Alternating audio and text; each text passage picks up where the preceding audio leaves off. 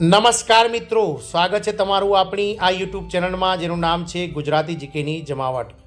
મિત્રો, આપણે અગાઉ પણ વિડીયો બનાવ્યો હતો તે પ્રમાણે મિત્રો અમદાવાદ નગર પ્રાથમિક શિક્ષણમાં નોન ટીચિંગ સ્ટાફની 48 જગ્યાઓ માટે હાલમાં ભરતી પ્રક્રિયા ચાલી રહી છે. તો આજના વિડીયોમાં વિગતવાર જાણીએ કે આ ભરતી 48 જગ્યાઓ માટે જે થઈ રહી છે તેના માટે શું શું શૈક્ષણિક લાયકાત હશે, કઈ કઈ જગ્યાઓ માટે ભરતી થઈ રહી છે, ક્યાં સુધીમાં અરજી કરી શકાશે, સાથે જ મિત્રો અનુભવ તેમજ વય મર્યાદા, પરીક્ષા ફી સાથે તમામ જે ભરતીને લગતી તમામ માહિતી સાથે આજના વિડીયોમાં આપણે ફરીથી ઉપલબ્ધ છીએ.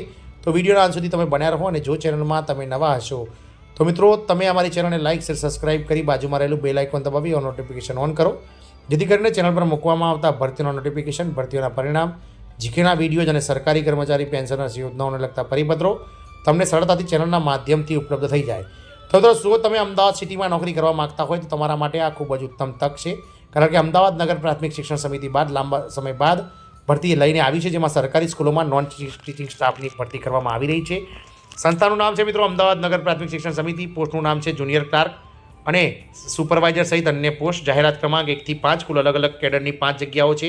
કુલ 48 જગ્યાઓ મિત્રો ભરવામાં આવશે, જેમાં અમદાવાદમાં જ નોકરી કરવાની છે અને અરજી કરવાની છેલ્લી તારીખ 20 ડિસેમ્બર છે. અરજીનો મોડ છે ઓનલાઈન. તમારે અમદાવાદની જે www.ahmedabadSchoolBoard.org પર જઈને તમારે મિત્રો જે છે તે આના માટે અરજી કરવાની રહેશે. પ્રથમ 5 વર્ષ માટે પગાર ધોરણ 26,000 રૂપિયા આપવામાં આવશે.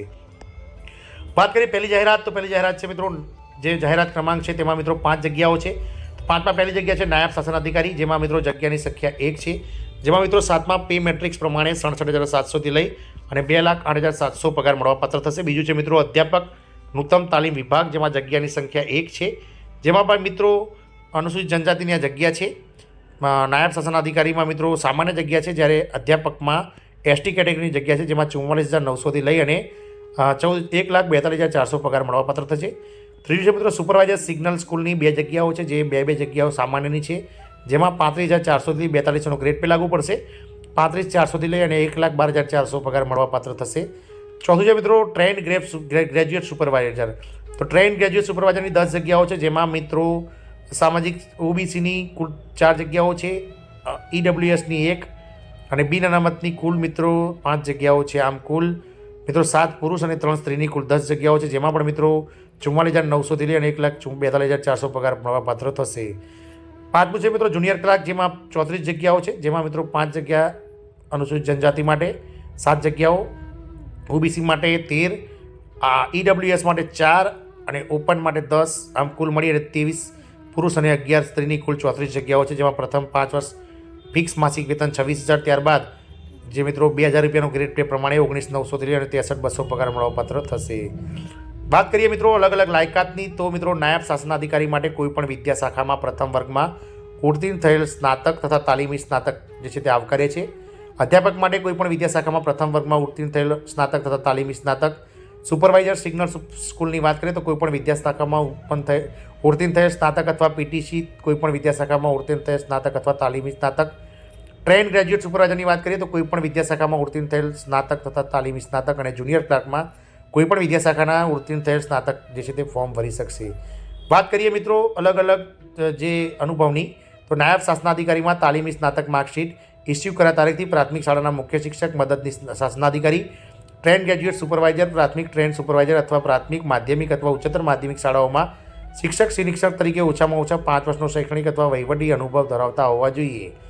બીજું છે મિત્રો અધ્યાપક, તો તાલીમી સ્નાતકની માર્કશીટ ઇસ્યુ કર્યાની તારીખથી ઓછામાં ઓછો 5 વર્ષનો શૈક્ષણિક અનુભવ ધરાવતા હોવા જોઈએ.